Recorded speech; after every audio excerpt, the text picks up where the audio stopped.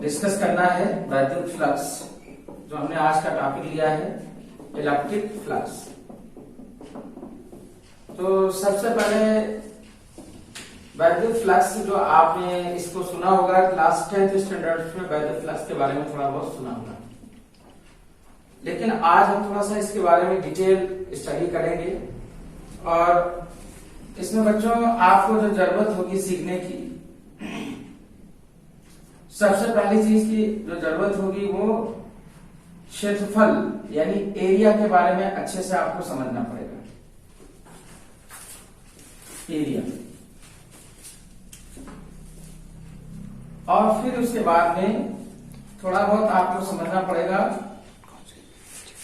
घन कोण के बारे में, आपको समझना पड़ेगा, यानी इसे अंग्रेजी में क्या कहते हैं, सॉलिड क्वांटिटी। तो क्लियर हुई बात की नहीं? यानी वैद्युत फ्लक्स का कॉन्सेप्ट समझने के लिए आपको क्षेत्रफल का कॉन्सेप्ट समझना पड़ेगा और उसके बाद घन कोण का कॉन्सेप्ट आपको समझना पड़ेगा। तो आज स्टूडेंट्स ये कहते हैं कि भाई क्षेत्रफल में समझना क्या है, लेकिन जब आप आज की क्लास में समझेंगे क्षेत्रफल के बारे में, तब आपको लगेगा कितना मुझे आता था और कितना सर ने सिखाया। बहुत आसान तरीके से मैं कोशिश करूंगा कि आपको एक एक बात क्षेत्रफल की समझ में आ जाए, राइट। फिर उसके बाद आपको मैं डिस्कस करूंगा कि घनकोण आपको समझ में आ जाए। जनरली मैं तुम्हें टर्मिनोलॉजी बता रहा हूं, क्यों हमको इसकी जरूरत पड़ रही है क्षेत्रफल समझने के लिए और घनकोण समझने के लिए, ठीक है। देखिए वैद्युत फ्लक्स को हम फाई ई अक्षर से प्रदर्शित करेंगे। तो इसका जो रिप्रेजेंटेटिव लेटर है वो क्या है, फाई ई। ये सफिक्स में लगा ई, ये संबोधित कर रहा है इलेक्ट्रिक फ्लक्स को, क्योंकि इससे इसके बाद में भी एक प्रकार का आप फ्लक्स पढ़ेंगे, वो मैग्नेटिक फ्लक्स होगा। तो आप दोनों में अंतर स्पष्ट करने के लिए भाई मेरे दोस्त, आपको कुछ ना कुछ तो सिंबल लगाना पड़ेगा। मेरा ये कहने का तात्पर्य है कि भाई देखिएगा फ्लक्स जो होगा वो दो टाइप्स का होता है। एक क्या होगा, वैद्युत फ्लक्स,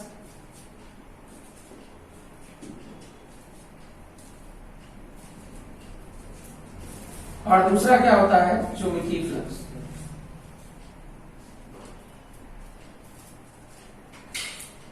तो मैं तो चाहता फ्लक्स को फाई से रिप्रेजेंट कर देता हूं, लेकिन यहां तो दो हो गए, तो समस्या बन गई। क्या हम चुंबकीय फ्लक्स को किससे प्रदर्शित करें और वैद्युत फ्लक्स को किससे प्रदर्शित करें? तो इसलिए समस्या का समाधान यही है कि यहां पर क्या छोटा सा ई बना दिया जाए। तो इससे ये क्लियर हो जाएगा माय डियर स्टूडेंट कि ये किस प्रकार का फ्लक्स है, वैद्युत फ्लक्स है, राइट। ये तो बात स्पष्ट होगी। तो ये सिंबल की बात स्पष्ट हो गई। आप जरा देखिएगा, जब हम इसके मैथमेटिक्स के फार्मूले में जाते हैं माय डियर स्टूडेंट, मैथमेटिक्स का फार्मूला क्या है, फाई ई का जो सूत्र होता है ये होता है ई vector dot D A vector, right. ये सूत्र होता है। अब यहां पर आपने समझा होगा कि साहब सर हमने ये तो सीख लिया है, ये तो मैंने सिखा दिया है, बताओ आप क्या है, आप लोग बताइए ई वेक्टर क्या है। यहां पर जवाब तो आना चाहिए, यहां पर क्या जवाब आएगा, वैद्युत क्षेत्र की तीव्रता है। क्या है, वैद्युत क्षेत्र की तीव्रता। एक एक बात को स्पष्ट करते चलिए। इसका मतलब इसको हम कहते हैं इलेक्ट्रिक फील्ड इंटेंसिटी कहते हैं। क्या कहते हैं, इलेक्ट्रिक फील्ड इंटेंसिटी कहते हैं। मैंने आपसे पहले ही आपसे बात कर ली है कि हम दोनों लैंग्वेज में सीखेंगे, क्योंकि मदर लैंग्वेज में किसी बात को समझना क्या बहुत आसान होता है, और फिर थोड़ा सा अच्छे से तरीके से कॉन्सेप्ट को समझना है तो थोड़ा सा इंग्लिश लेते हैं, इसलिए क्योंकि आगे की फर्दर की पढ़ाई आपको इंग्लिश में करनी है ताकि वहां पर कोई समस्या ना हो। और यहां पर क्या है, क्षेत्रफल सदिश अवयव, ये क्या है, क्षेत्रफल सदिश अवयव। अवयव हम क्यों लेंगे, इसको समझिए। जैसे मान लो सपोज ये कोई दीवार है, ये कमरे की एक दीवार है। तो ये कमरे की दीवार, ये जो हमने बाल ली है, इसको हमने क्या एक्स एक्सिस से प्रदर्शित किया और इसको किससे प्रदर्शित किया माय डियर? वाई एक्सिस से प्रदर्शित किया। तो जो एक्स वाई के बीच जो घिरी जगह होगी, ये जो प्लेस होगा, ये जो जगह हम लोग उर्दू सामान्य तौर पे बोलते हैं, ठीक है, ये जो जगह होगी, ये प्लेस जो होगा, जो स्थान होगा, जगह या स्थान, ठीक है ना, इसको हम क्या कहते हैं? क्षेत्रफल कहते हैं। क्या कहते हैं? क्षेत्र। तो बहुत से लोगों को क्षेत्रफल पढ़ते तो रहते हैं, लेकिन उनको एक्चुअल में मतलब नहीं समझ में आता है कि क्षेत्रफल का मीनिंग क्या है। तो वो मैं आपको समझा रहा हूं कि क्षेत्रफल का मीनिंग क्या होगा, कि मतलब एक प्रकार से जगह या स्थान को संबोधित करेगा, मतलब एरिया को डिसाइड करेगा। इंग्लिश में क्या कहते हैं? एरिया। तो अब इसी में जरा देखिएगा, मैं दूसरा मार्कर इस्तेमाल करूंगा, उससे आपको क्लियर हो जाएगा कि ये एक छोटा सा हमने सेक्शन ले लिया, छोटा सा जो हमने ये सेक्शन लिया है, ये वाला सेक्शन जो लिया है, ये सेक्शन मैंने इसको थोड़ा सा डार्क कर दूं, तब आपको क्लियर हो जाएगा।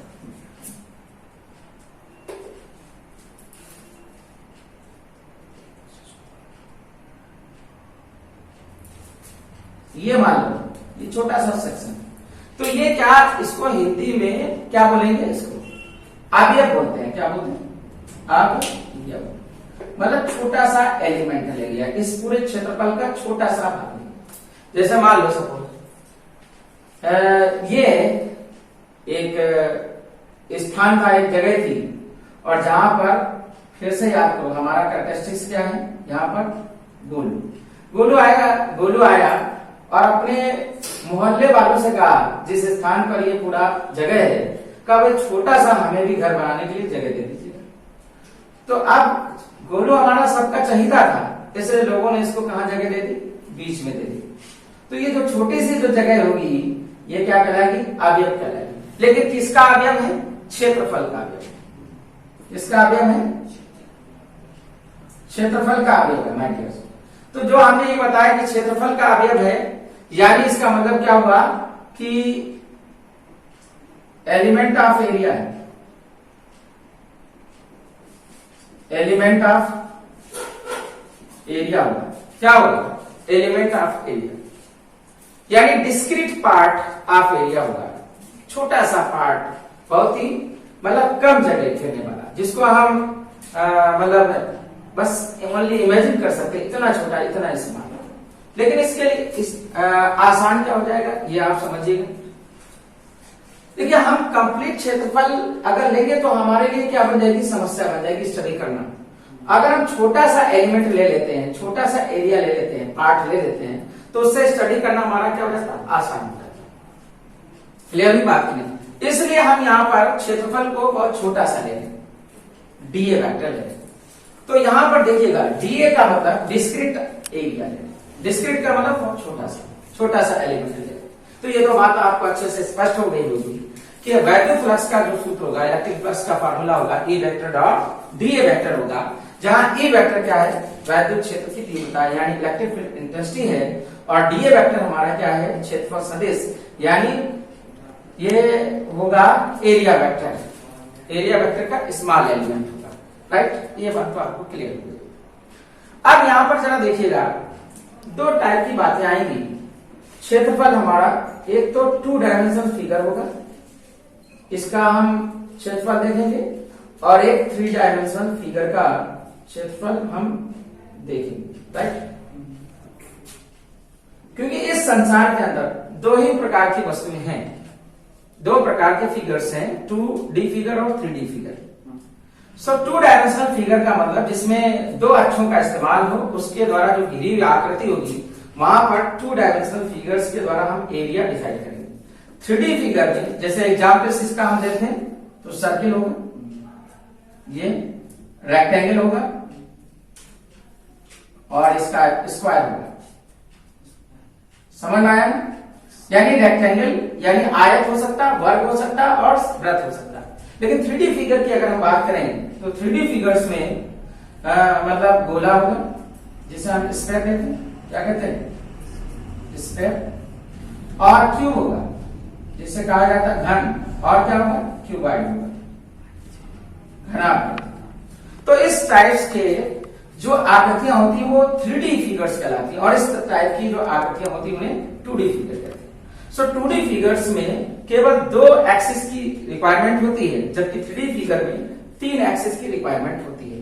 तो इससे भी हम क्षेत्रफल निकाल सकते हैं और इससे भी क्षेत्रफल निकाल सकते हैं, राइट। किसी को इसमें दिक्कत? अब जरा समझने वाली बात है, जैसे मान लो सपोज ये जो हमने अभी दिखाया, एक जगह दिखाई, एक मोहल्ला दिखाया, उसका एरिया दिखाया, ये एक्स एक्सिस और ये वाई एक्सिस, क्लियरली बात की। अब यहां पर अगर मैं आपसे पूछूं कि ये जगह है जो एरिया है, क्षेत्रफल है, इसकी दिशा क्या होगी, तो आप कहेंगे साहब या तो इधर प्लेन के ऊपर साइड होगी या उधर बाहर साइड होगी, मतलब या तो मेरी तरफ होगी बोर्ड के मेरी तरफ या बोर्ड के उस साइड। एम आई राइट? तो इसका मतलब कि अब जरा देखिएगा, तुम खुद सोचिएगा, जब हम कार्तीय तल दिखाते हैं 3 अक्षों वाला, तो ये एक्स अक्ष हो गया और ये क्या होगा वाई अक्ष हो गया और ये क्या हो गया जेड अक्ष हो गया। तो आप जरा समझिएगा, ये जो हमने जेड अक्ष दिखाया, अगर हम इसके अंदर चले तो ये क्या हो जाता माइनस जेड अक्ष, और ये नीचे वाला क्या हो जाता माइनस वाई अक्ष, और इधर वाला क्या हो जाता माइनस एक्स अक्ष। क्या ये बात आपको अच्छे से समझ में आ गई कि एक प्लस एक्स अक्ष होगा और एक क्या होगा माइनस एक्स अक्ष होगा, और एक ऊपर वाला my dear student plus Y अक्ष होगा, नीचे वाला क्या होगा माइनस वाई अक्ष और माइनस जेड प्लस जेड। अगर ये बात भी नहीं समझ में आती तो तुमने क्लास 9th या 10th में पढ़ा होगा ऑलरेडी, कार्तीय तल, ये x तो ये क्या हो जाएगा माइनस एक्स और ये y और ये क्या होगा माइनस। बस हमने इस बार इंटरमीडिएट में एक और तीसरी अक्ष ले ली जिसे हमने जेड अक्ष से संबोधन किया। तो जेड अक्ष के बारे में आप ये समझिएगा, जैसे कि देखिएगा ये हमारा क्या है एक्स अक्ष और ये हमारा क्या है वाई अक्ष।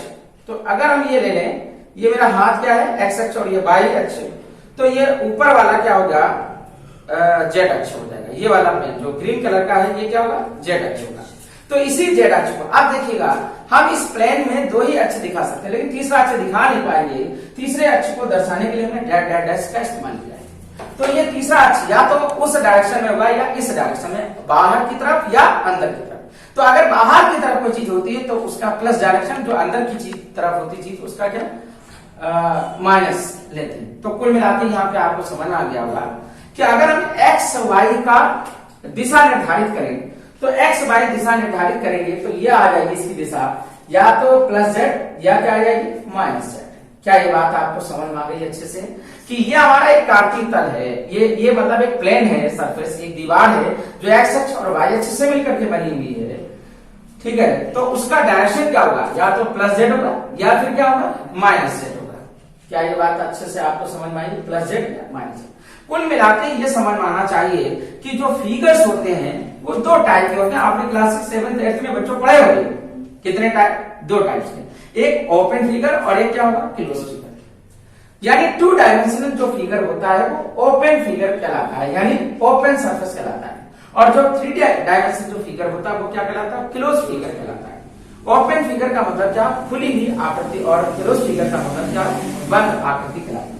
याद रखिएगा, जब मैं ओपन फिगर की बात करूंगा यानी ये देखिए खुला हुआ, जैसे आप एग्जांपल ले सकते हैं मिठाई का डब्बा। एक मिठाई का डब्बा आपकी एक तो पैकिंग कंडीशन में आता है, बिल्कुल पैक चारों तरफ से, बिल्कुल उसमें अच्छे से।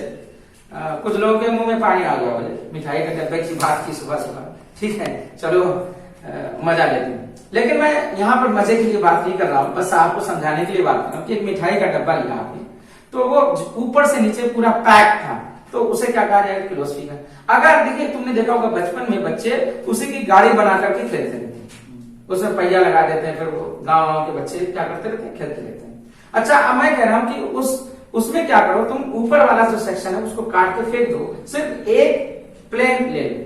तो अब बताओ अगर उस प्लेन की अगर हम बात करें तो वो कैसा फिगर होगा, ओपन फिगर होगा। और अगर हम कंप्लीट उसके बॉक्स की बात करें तो वो कैसा फिगर होगा, क्लोज फिगर। ये ध्यान रखिए। तो जब भी ओपन सरफेस आएगा यानी खुला हुआ फिगर आएगा तो उसकी डायरेक्शन क्या होगी, प्लस या माइनस दोनों दिशाओं में होगी। लेकिन जब क्लोज फिगर की बात करें तो उसका डायरेक्शन हमेशा प्लस कंसीडर किया जाए। तो क्या ये बात आपको अच्छे से समझ में आ गई? कुल मिलाकर के मुझे यहाँ पे ये कहने का मौका मिल गया कि अगर x और y से घिरी हुई आकृति होगी तो उसकी जो दिशा होगी वो z डायरेक्शन होगी, प्लस एंड माइनस, राइट। अगर yz से घिरी हुई आकृति होगी उसका डायरेक्शन प्लस माइनस x होगा। सिमिलरली इसी प्रकार आप बता सकते हैं z और x से घिरी हुई आकृति का डायरेक्शन क्या होगा, प्लस एंड माइनस y होगा। बच्चों बताओ समझ में आ गई ये बात की? भाई मैंने आपको बताया x y के तल में उसके अभिलंबक क्या होगा, zh, yz के तल में अभिलंबक क्या होगा, x, और zx के अभिलंबक क्या होगा, y। इंग्लिश में आप समझ सकते हैं x y प्लेन के परपेंडिकुलर क्या होगा, z, yz के प्लेन के परपेंडिकुलर क्या होगा, x, एंड zx के प्लेन के परपेंडिकुलर क्या होगा, y होगा, राइट। और इस तरीके से हम लोग क्षेत्रफल की दिशा का निर्धारण कर सकते हैं किसी भी फिगर्स में। तो ये वाला जो हमारा कॉन्सेप्ट था वो आपको क्लियर हमें करा दिया कि what is here DA vector क्या है, राइट। डीए वेक्टर आपको अच्छे से मैं कंक्लूडिंग पॉइंट्स आपको दे दूं जो इस लेक्चर्स में मैंने डिस्कस किए हैं। पहला पॉइंट आपको हमने बताया कि कोई भी बहुत बड़ी जगह है और उसका अध्ययन हमें करना है तो आप उसके छोटे से भाग से भी हम अध्ययन कर सकते हैं। इसलिए यहां पर क्या लेते हैं, एक स्मॉल एलिमेंट ले लेते हैं और वो क्षेत्रफल का वही स्मॉल एलिमेंट हमारा क्या कहलाता, डीए वेक्टर, और इसको कहते हैं क्षेत्रफल सदिश अवयव वेक्टर, राइट।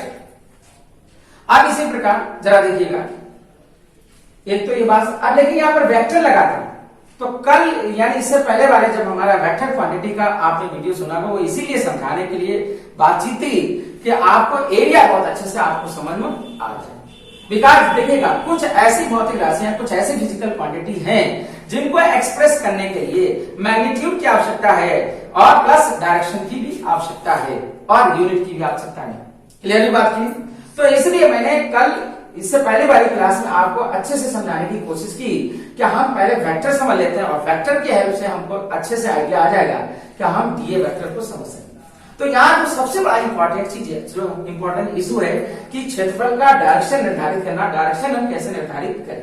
जब तक डायरेक्शन का निर्धारण नहीं होगा आपसे कोण गड़बड़ होता रहेगा, और जब कोण गड़बड़ होगा तो आपसे क्वेश्चन आपका गड़बड़ होता रहेगा और फिर आप कहेंगे सर पे हाथ रख करके कि सर पता नहीं क्या सब कुछ पढ़ लिया उसके बावजूद भी न्यूमेरिकल हमें फिजिक्स का नहीं हो रहा है, और या हो भी रहा है तो उसका आंसर क्या हो रहा है, गलत सर आ रहा है। तो उस समस्या का समाधान कैसे किया जाए आज के टॉपिक में मैंने वो खुल करके अपनी इस बात को रखा। तो सबसे पहले मैंने क्या बताया कि ये क्षेत्रफल सदिश हुआ, इसकी दिशा का निर्धारण कैसे करेंगे। अगर ओपन सरफेस है तो उसका डायरेक्शन प्लस एंड माइनस दोनों डायरेक्शन में हो सकता है। अगर क्लोज सरफेस है तो उसका डायरेक्शन हमेशा क्या लेंगे, पॉजिटिव लेंगे, बाहर की तरफ लेंगे, राइट। ये बात आपको अच्छे से समझ में आ गई होगी। जैसे मान लो ये कंप्लीट, इसको एज्यूम करो ये आपका क्या है, एक बड़े बुक से लेते हैं इसका एग्जाम्पल। ये आपका क्यूबाइड है, घनाभ, अच्छे से आपको समझ में आ रहा है। ये जो हमने क्या लिया, घनाभ। अब अगर मुझे इसका डायरेक्शन, इस सतह का डायरेक्शन पता करना हो, इस सरफेस का डायरेक्शन पता करना हो तो हम क्या करेंगे, इस सतह का डायरेक्शन क्या होगा, बाहर की तरफ, ये आउटवर्ड। इसका डायरेक्शन इस तरफ बाहर की तरफ, इसका डायरेक्शन क्या बाहर की तरफ, इसका डायरेक्शन क्या होगा, बाहर की तरफ। तो इसका मतलब ये अच्छे से समझ में आ गया होगा कि किसी भी सतह का डायरेक्शन क्या होगा, क्लोज अगर सरफेस है तो उसका डायरेक्शन हमेशा क्या होगा, अब अंदर तो नहीं घुसल सकते तो इसलिए डायरेक्शन क्या होगा, आउटवर्ड। लेकिन अगर हम एक पेज की बात करें, लेट अस कंसीडर अनदर, एक पेज हम फाड़ लेते हैं, उसमें अगर हम बात करें, देखिए ये क्या होगा, हमारा एक प्लेन सरफेस हो गया। और प्लेन सरफेस की मैं बात करूं तो अगर हम इसके क्षेत्रफल की बात करें तो क्या होगा, बाहर की तरफ होगा और इधर भी होगा। तो इसका मतलब बाहर की तरफ, आप देखिएगा माय डियर स्टूडेंट, मैं ऐसे दिखा रहा हूं आपको अच्छे से समझ में, ये बाहर की तरफ होगा तो बाहर की तरफ क्या होगा, प्लस, और ये अंदर की तरफ होगा तो क्या आ जाएगा, माइनस। इसलिए मैं कहना चाहता हूं कि जो ओपन सरफेस होगा उसका डायरेक्शन क्या होगा, प्लस एंड माइनस होगा, और जो क्लोज सरफेस होगा उसका डायरेक्शन सदैव क्या लेंगे, प्लस लेंगे। तो बहुत अच्छा। लेकिन अगर तुमने मेरी ये टर्मिनोलॉजी सीख ली कि अगर कोई वस्तु क्या एक्स वाई तल, यानी कोई ऐसी सतह है जो एक्स वाई से बनी है तो उसका डायरेक्शन क्या होगा, प्लस माइनस, जहां पर प्लस माइनस लगा दें इसका मतलब ओपन फिगर है। यहां पर वाई जेड अगर ले लें तो इसका डायरेक्शन क्या होगा, प्लस माइनस एक्स, और जेड एक्स है तो प्लस माइनस वाई होगा। सिमिलरली इसी प्रकार एक पॉइंट और मैं डिस्कस कर दूं कि अगर छोटे छोटे एलिमेंट्स की चर्चा करूं तो जरा देखिएगा, अगर हम dx एंड dy लें तो इसका डायरेक्शन क्या होगा, प्लस माइनस dz होगा, एंड dy एंड dz अगर ले लूं तो इसका डायरेक्शन क्या होगा, प्लस माइनस dx होगा, और dz और dx से अगर घिरा हुआ सतह ले लूंगा तो इसका डायरेक्शन क्या होगा, प्लस माइनस dy होगा। राइट, बहुत अच्छे से आपको अच्छी ये भी बात समझ में आ गई होगी कि अगर कहीं पर dx इंटू dy लिखा हुआ है इसका मतलब ये क्षेत्रफल दिया हुआ है, कैसा दिया है, अवयव, क्षेत्रफल सदिश अवयव दिया हुआ, और इसका डायरेक्शन क्या होगा, प्लस माइनस जेड dz होगा। dy इंटू dz होगा तो इसका प्लस माइनस dx होगा, dz इंटू dx होगा तो प्लस माइनस dy होगा। याद करो डायरेक्शन के लिए यूनिट वेक्टर का इस्तेमाल करते हैं हम लोग, किसका, यूनिट वेक्टर का इस्तेमाल करते हैं। तो कल की क्लास से आपको अच्छे से समझ में आ गया होगा कि ds अगर हम वेक्टर की बात करें तो इसका मतलब ये हो जाएगा कि यहाँ पर क्या होगा, i यूनिट कैप होगा, डायरेक्शन क्षेत्रफल की दिशा का निर्धारण क्या होगा, i यूनिट कैप, और इधर क्या होगा, k यूनिट कैप, और इधर क्या होगा, j यूनिट कैप। यहाँ पर क्या होगा, plus and minus, plus and minus and plus and minus. So कुल मिला के समझ आ गया कि क्षेत्रफल की दिशा का निर्धारण हम यूनिट वेक्टर से कर सकते हैं, plus minus k, plus minus i and plus minus j से कर सकते हैं। तो शायद हमें लगता है मैंने एक पार्ट विद्युत फ्लक्स का डिस्कस कर लिया जो dA वेक्टर था, और ई वेक्टर मैंने ऑलरेडी डिस्कस कर ही लिया है। तो फिलहाल अभी इतना ही, उसके बाद हम देखते हैं फिर कंप्लीट हम इसकी एनालिसिस करते हैं ई vector dot D A vector के। आप समझ रहे होंगे अगले पार्ट में आप देखेंगे E vector dot D A vector बराबर क्या होगा, formula E D A cos theta होता है, because A vector dot B vector बराबर क्या हो जाता है, ए बी कॉस थीटा होता है। आपने ऑलरेडी क्लास 11 में पढ़ रखा है। तो जब ए बी कॉस थीटा होगा तो इसका मतलब यहां से फॉर्मूला निकल के आएगा E into D A into cos theta, जहां थीटा क्या होगा, ई वेक्टर और ए वेक्टर के बीच का कोण है। तो इसकी पूरी एनालिसिस हम अगले वीडियो में आपसे डिस्कस करेंगे। फिलहाल किसी भी टाइप की समस्या कहीं पर इस लेक्चर को समझ में आने में आ रही है तो आप हमें कमेंट बॉक्स में जरूर लिख करके बताएं कि यहाँ पर ये समस्या आ रही है, इस टॉपिक को समझने में। हम कोशिश करेंगे कि अगले वीडियो में आपकी समस्या का कंप्लीट समाधान किया जाए।